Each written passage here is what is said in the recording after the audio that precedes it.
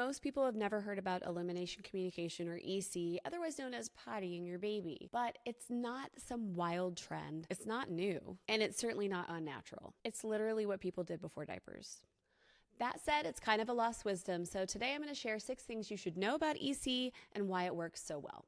Number 1, it's not new. This is not some wild trend. I love it. I laugh so hard when people comment these things on my Instagram when they're stalking me or like lurking and being weird and like, oh, this is some wild trend. What's wrong with you? Let babies be babies. They wear diapers. Well, no, most cultures have never relied on full-time diapering. In fact, diapers weren't invented until a couple hundred years ago when cloth diapers hit the scene, and disposables were invented in the 1960s. Before disposables, parents responded to their babies' cues and signals that they needed to go to the bathroom.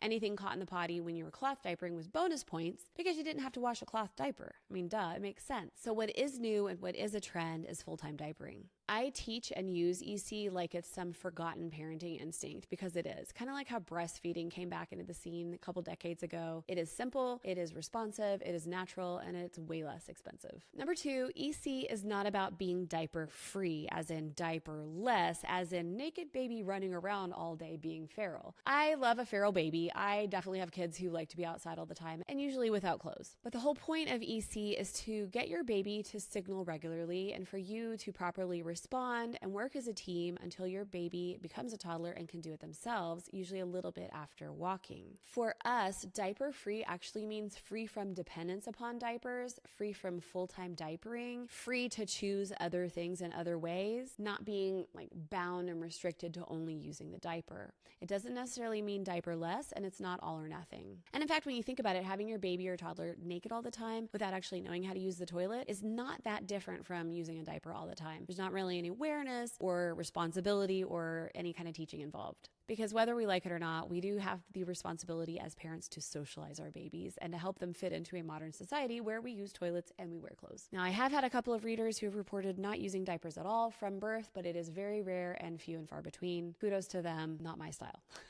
So instead, what I like to do is use diapers as a backup, not a toilet, offer the potty regularly based on the things that we learn, and do it right from birth. That is true freedom. I mean, you're free from diaper rash, you're free from a diaper genie, there's so many freedoms. And the third thing you should know about EC is that it is based on timing, cues, and intuition. There are lots of different ways to know your baby needs to go to the bathroom. In fact, one of the most common questions I get, especially from strangers, is, Andrea, how do you know your baby needs to pee? Well, because babies are mammals, they're just smaller versions. They're not incontinent. They're not born that way. They're born with a hormone called the antidiuretic hormone, which keeps us clean and dry while we're sleeping. This is no different from any adult, unless you get into the geriatric ages where this kind of starts to wear off, or with pregnancy where we have a little bit too much of this. So because of this hormone, babies need to go after waking. Timing wise, before and after feeding is a really good time, because have you ever tried to drink or eat anything if you need to go to the bathroom? It's kind of hard to do. And then during transition times, that's also something with timings. We've got our baby's natural timing. We've got transition times. Like, when would it be convenient for you to have a calm and less fussy baby who's really comfortable? Well, duh, in a long car ride, it would be great, right? EC is based on your real life, your baby's timing, the signals that they give, sudden fussiness, deer in headlights, things like that. If you want to know a few of the signals that can get you a pee in the potty today, just download my Easy Start Guide. It's free. It's down below. On there, I list a few of the signals like grunting, squirming. Also, I just want to mention like a pause while feeding. You don't necessarily have to stop feeding your baby. Just potty them and then bring them back, and then they get a full feed. So just so you know, there are many ways to know that your baby needs to pee, and also one of them is intuition. Over time, you start to get a sixth sense about this as well. I like to offer during natural potty tunities, times throughout the day when it would feel right to go, or when the baby clearly needs to go. I believe EC is very responsive, and I respond to signals when I can, but it's not all or nothing. So if I can't, I just talk to my baby about it. Hey, you're going to go in your diaper right now. It's okay. I'll change you when I can.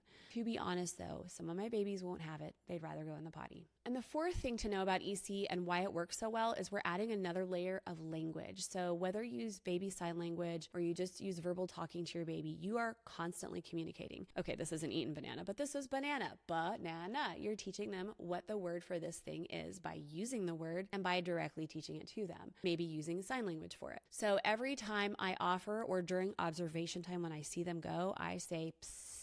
It's the sound of running water. It's the signal, the cue that most parents still use to this day in parts of the world where there aren't diapers. And this creates a clear sound association. So it's kind of like if you've ever potty trained a puppy. They go outside, you watch them, you wait for them to start peeing, and then you say, go potty while they're peeing. It's a similar mechanism. You're just adding a layer of language to this natural biological thing. So instead of expecting the baby to come out of the womb and just be signaling and telling you, I need to go pee, and you just like have this independent baby who's toileting by themselves, we need to guide, we need to teach, we need to assign a language to things, which gradually builds independence, which oftentimes our babies don't need potty trained after this. So when we do EC, it's like guiding them with sleep and guiding them with feeding and eating, like I do with all my babies and like pretty much every parent I know does. We're just applying this guidance to potty time as well. And with everything we guide as parents, we usually apply some kind of a language so that we have a common ground to communicate with. The fifth thing to know about EC and why it works so well is that this is about communication, not control. So there is no pressure on our babies to perform. There's no perfection expected from the parent or the baby. Instead, I just see this as part of our daily rhythm. This is a communication just like communicating about sleep and about eating and about when I'm tired or when I need held or when I want this or that or don't like this or that. It's all communication. We're not trying to control the potty process for them. That belongs to them, just like feeding and eating belongs to them, but we are communicating about it. What is my baby saying? How am I going to respond? What am I saying to my baby that teaches them about what they're doing in a way that we can work as a team and really be strongly, deeply connected? Baby gets to be heard and responded to, which I know and believe 100% causes secure attachment in kids. And talking about dysregulation and secure attachment and all of these things is really up in society right now. So if we can create a very strong attachment from the beginning, we can help our kids be more successful in life. So our baby gets to be heard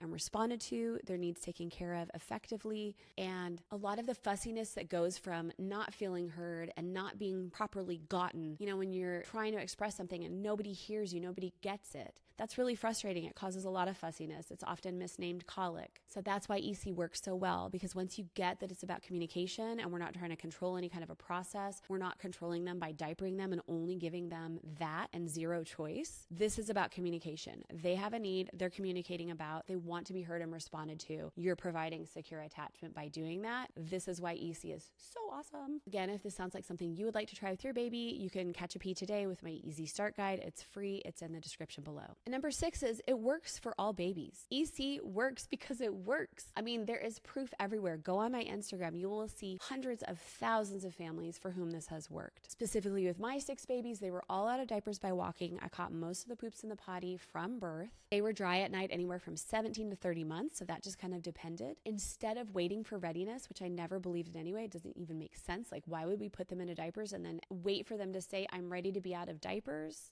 Doesn't make sense, does it? Instead of waiting for readiness, I start when they're most ready to learn, which is right when they're born. They want to learn from day one. They are born expressing their needs, and this is right at the beginning. For more videos like this, go here.